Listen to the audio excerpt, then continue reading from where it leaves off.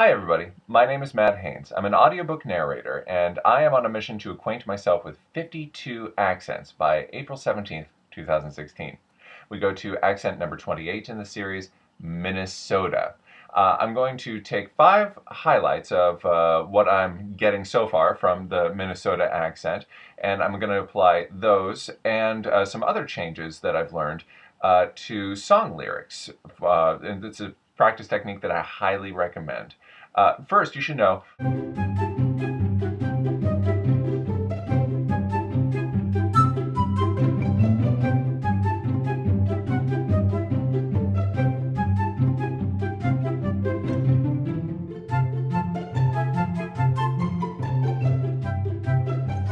and thus the goal for me is to scratch the surface of the accent with some consistent practices so that I've got something that could basically come off as the accent if I've got a small character that's making an appearance in a book that I'm narrating, but not caricature. That's the goal. The sponsor for this week is Peyton McCandless. She's an actor and a teacher who's new to Portland, Oregon. And if you're a theater company or a teaching organization of theater, please look her up and see if you want to take advantage of her services. She was enormously helpful with consultation on this accent and also helping recite the song lyrics for me. So I've got another reference point.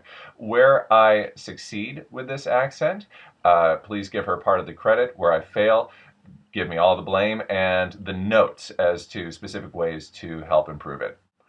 All right, learning highlight number 1 on Minnesota accent. The resonance that I'm getting from the accent, this is the Mattoon, this is a cartoon of me, I usually wear glasses, and what seems to be happening with my mouth? No, this is not the Joker from The Dark Knight. What I'm trying to illustrate here is a very narrow passageway to the end of the mouth where, especially with the O's and the Oo's, the lips purse out. Otherwise, there isn't a whole lot of movement that I seem to be getting, but a very substantial amount of space in the upper soft palate area.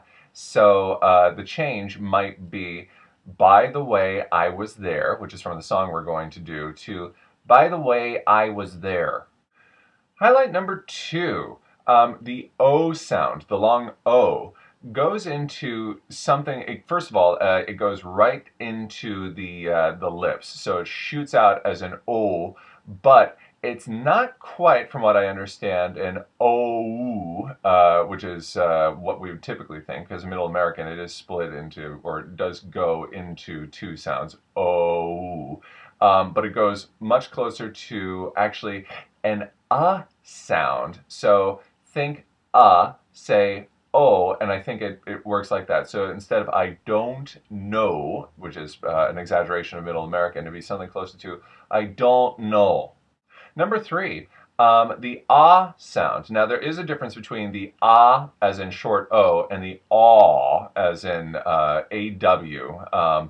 However, I'm just going to consolidate it into the short O for simplicity's sake. It tends to go into something closer to a short A sound. Ah. So instead of the pot will call the kettle black, it becomes closer to the pot will call the kettle black. Number 4, this one has been the trickiest by far for me because, okay, when does become air? My understanding is that actually it just turns into, most of the time, a flat but not in the Middle American sense where we would say but almost something like think short e, and then have the sound being formed in the back of your mouth. So instead of it wasn't like that, standard American, it would become it wasn't like that. Number 5, this is just a general tip that I got on the way words play out.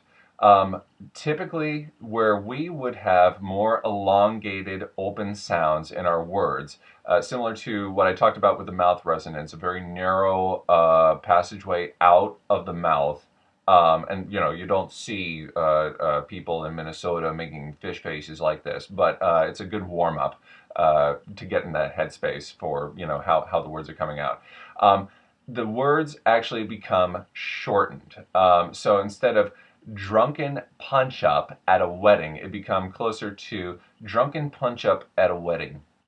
And speaking of drunken punch up at a wedding, we're going to do the song Punch Up at a Wedding from Radiohead's Hail to the Thief album. We're going to take these 5 elements that I've been practicing and some others and apply them to the song. Give it a go. No, no, no, no, no, no, no, no, no, no, no, no, no, no, no, no, no, no, no, no.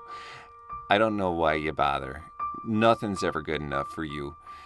By the way, I was there and it wasn't like that. You've come here just to start a fight. You had to piss on our parade. You had to shred our big day. You had to ruin it for all concerned in a drunken punch up at a wedding. Hypocrite, opportunist. Don't infect me with your poison, a bully in a china shop. When I turn around, you stay frozen to the spot. You had the pointless, snide remarks of hammerhead sharks. The pot will call the kettle black. It's a drunken punch-up at a wedding. No, no, no, no, no, no, no, no, no, no, no, no, no, no, no, no, no, no, no. The lyrics to A Punch Up at a Wedding are by Radiohead, and the music was supplied by the very generous and versatile Kevin MacLeod. Comment below, folks. What could improve the accent? How close did I get? Also, request a song, request an accent. I've got plenty of these to go, so it may show up on the other side. Stay tuned next week for accent number 25, Chinese, as done by Joni Mitchell's Let the Wind Carry Me. And everybody, rock on.